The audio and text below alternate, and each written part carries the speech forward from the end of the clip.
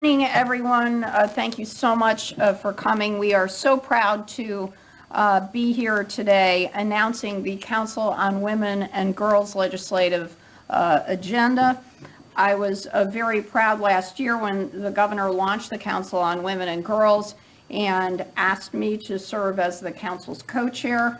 The council and steering committee members have been working very hard over the past year.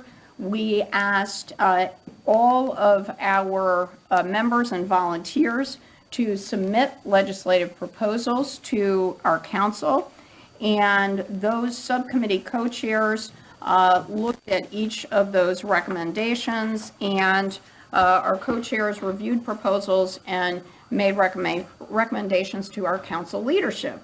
Our leadership has accepted most of the recommendations and agreed to support 6 bills and legislative concepts. And I say legislative concepts because the proposals are not at this moment bills, but we expect them to be. So the 4 major priorities that our council has focused on include education and STEAM, health and safety, economic opportunity, workforce equity, and leadership. So those are our 4 areas of focus. And with those priorities in mind, the council has endorsed bills covering each of those areas that will help expand access to childcare, protect domestic workers, make it easier for college students to access public transportation, discourage age discrimination, and help pave the way for more women and parents of young children to run for office in Connecticut. So included in our proposals and in support of our priorities are, first, an act that would permit the use of citizen election funds to offset child care expenses. And the governor and the council and I are in full support of that. Also, there are 2 proposals to support health and safety as well as economic opportunity, and those are 2 initiatives that would expand access to child care in Connecticut. One of them is an act concerning protection for group and family child care homes that aims to clarify, enforce, and expand housing and zoning protections for licensed group child care and family child care homes in our state. And there is also a proposal that would create a pilot child care incubator program. This would allow for independent child care providers to be in co-located space and allow child care opportunities, particularly at hours that parents need child care. In support of our economic opportunity, workforce equity priority, we are endorsing an act deterring age discrimination in employment. And if this sounds familiar to you, this proposal is one that Senator Slapp and the AARP have put forward and is strongly supported by our council because it would prohibit employers from asking age, date of birth, or school attendance or graduation dates. And I want to highlight why this proposal is so important. Our Bureau of Labor Statistics projects that by 2024, women over 65 are going to make up roughly the same percentage of the female workforce as men over the age of 65 do.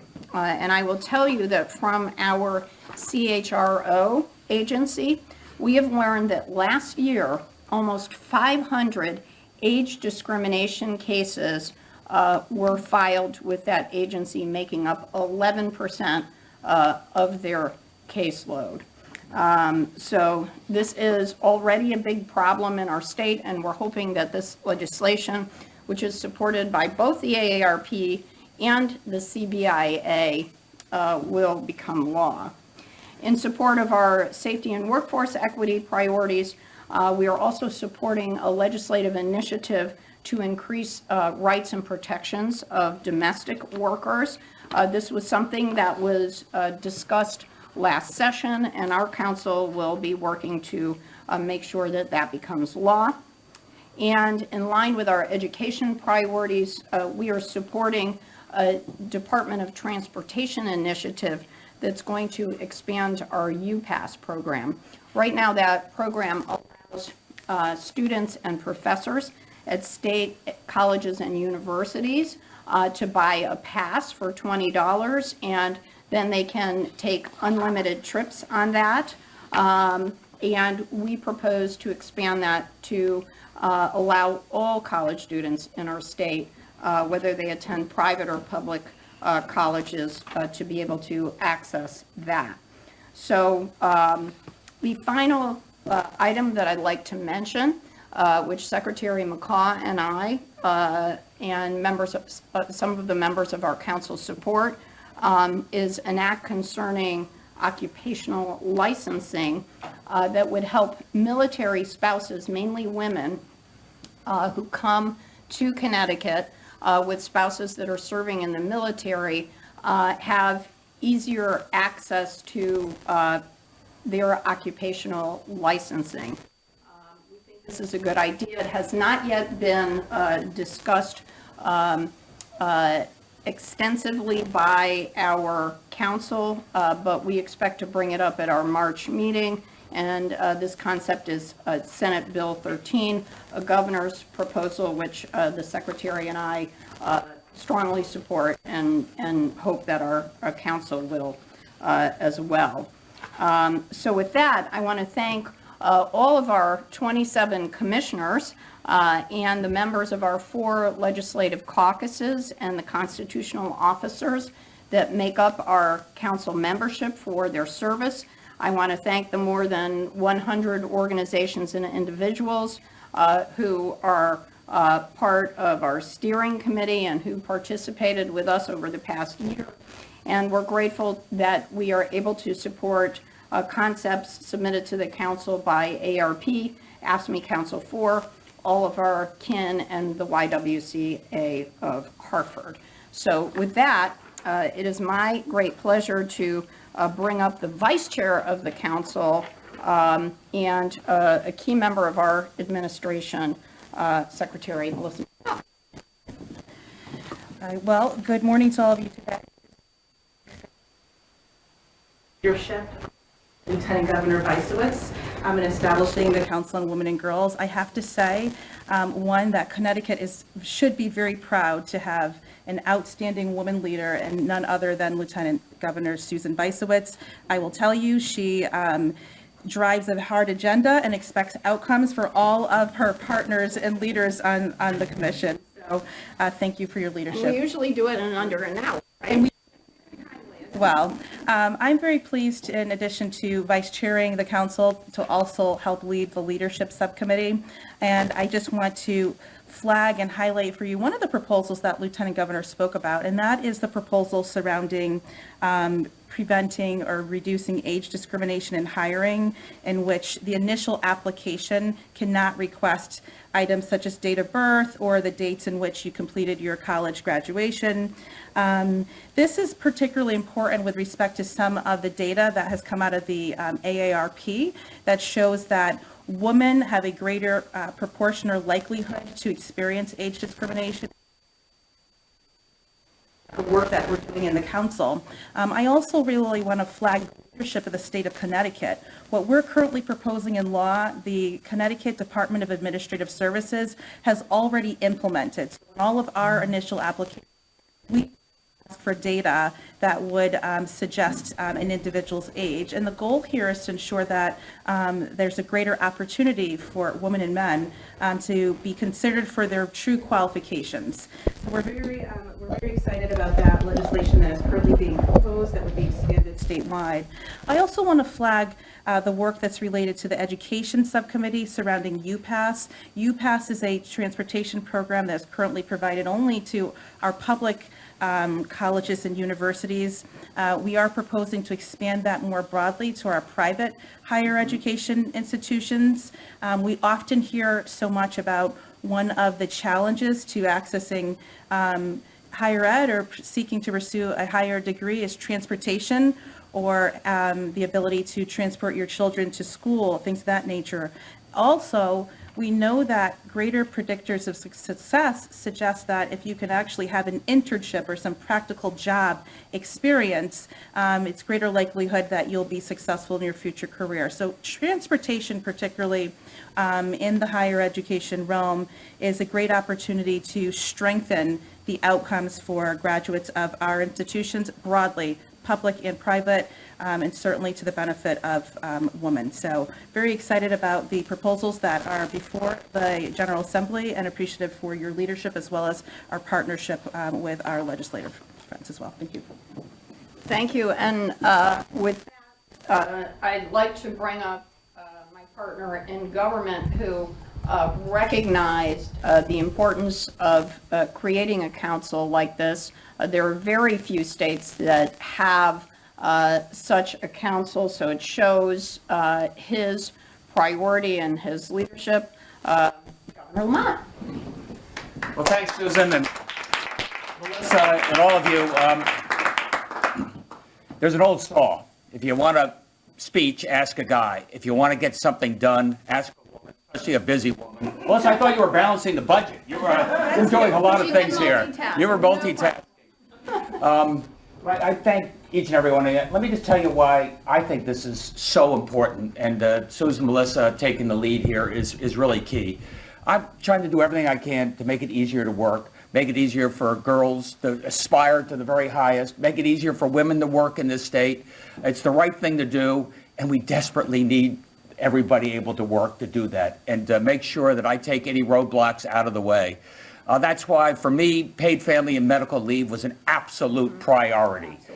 This is something that allows folks who otherwise would have to give up work if they had to take care of a sick child or give birth. And we need more births in this state. So I'm trying to do everything I can to make that easier. I heard a lot about, daycare and childcare. And Beth, everywhere I go, every business I talk to, every mom I say, I can't afford the work unless I can have affordable daycare. Expanding that under your watch, and it's just key to the economic future of the state. I want this state for people to look around the country and say, I want to come to Connecticut. Connecticut is family friendly. Connecticut is a place where I can have a good home life, I can raise a family, and I can work with respect and dignity. And we're trying to take the lead, Susan and I, right here with this administration. You see the folks who are taking the lead here, our commissioners, and we have the best administration, I think, in many years, and it's the most diverse administration, and all we need is more women, and we'll even get it better faster. Thanks, everybody. We were very proud to have representatives from each of the four legislative caucuses step forward and play a very active role in the council activities. And it's my pleasure to introduce State Representative Dorinda Borer, who also chairs the Women's Legislative Caucus. Thank you. I just want to first of all take the opportunity to thank the governor and the lieutenant governor for recognizing how important these initiatives are, and all the commissioners that work so hard. And I wanted to highlight a few bills, but I'm glad Secretary McCall mentioned the UPass, because I do happen to have a walking example here today. My intern, Jamie, who's here with us, she is from Southern Connecticut State University, and she uses her UPass to come to the Capitol every day. And she may not have had that opportunity if she didn't have the UPass opportunity to come here. So I'm glad that when we're looking at affordable colleges, we're making a lot of efforts to expand this program. So I'm appreciative of that program. The other one I want to highlight is the child care expenses through the Citizens Election Program, because I think one of the main advantages of that program is to create a level playing field for those who have and may have not, and have the ability and want to run for office. And if you can't do that because of your daycare expenses, I don't think there's a level playing field for the women to run for office. So I'm glad we're looking at that initiative.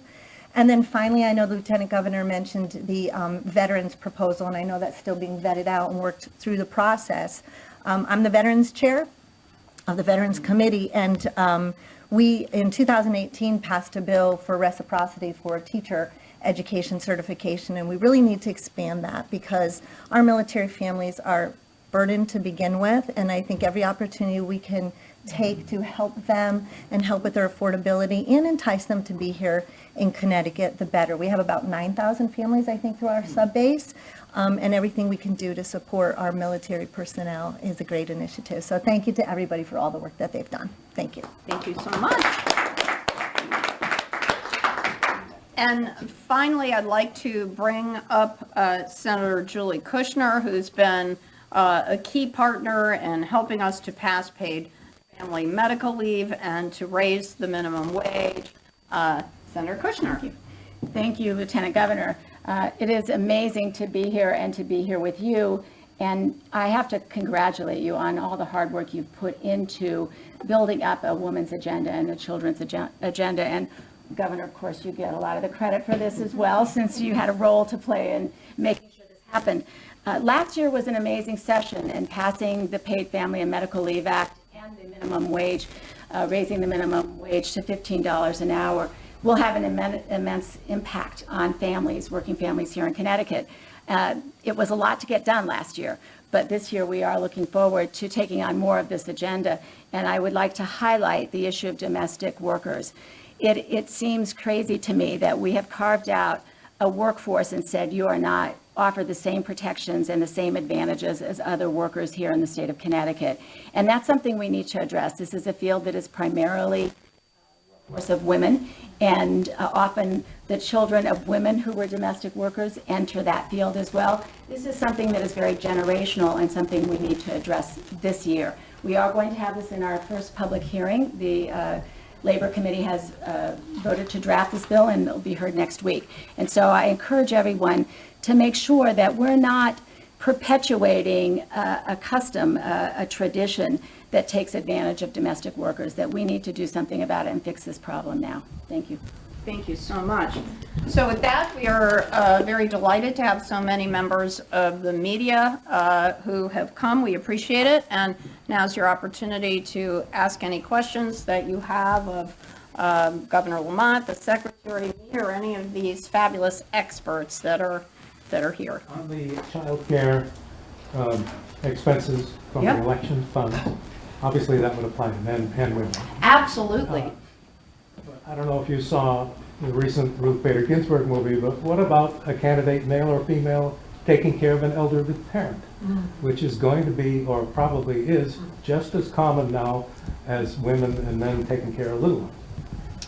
You know, that is a fabulous point. I think many of us have had that situation in our own families, and we'll add that for consideration. I didn't mean to amend the bill, I just wanted to... Yeah, no, we did not formally discuss that, but I will say this, connected with the domestic worker bill and your question, is that right now the Alzheimer's Association in Connecticut estimates about 78,000 people suffer from Alzheimer's or dementia, and by 2025 it'll be closer to 100,000. And right now we have over 150,000 caregivers for the 78,000 people. So it's basically 2 to 1. So we have a lot of people who need help caring for elderly family members. And this is a really important need. And the other thing I will add also for the age discrimination bill, we are the 6th oldest state. So these are issues that we should be considering, and thank you for the suggestion, and we're on it.